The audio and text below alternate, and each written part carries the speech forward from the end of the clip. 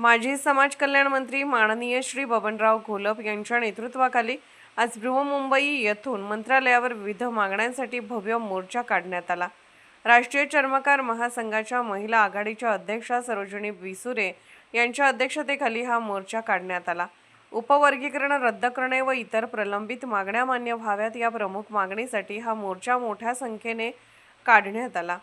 आझाद मैदान बृहन्मुंबई येथून निघालेला हा मोर्चा मंत्रालयापर्यंत पोहोचला। यावेळी बृहन्मुंबई पोलीस प्रशासनाने चोख बंदोबस्त तैनात केला होता।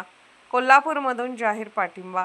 या मोर्चाला कोल्हापूर येथून महाराष्ट्र राज्य चर्मकार फाउंडेशनचे राज्य अध्यक्ष माननीय श्री गोकुळ कांबळे अप्पा, पश्चिम महाराष्ट्र सदस्य माननीय श्री विष्णू चव्हाण, अध्यक्ष लक्ष्मण जाधव, श्री रामदास पांडव यांनी पाठिंबा दर्शवला।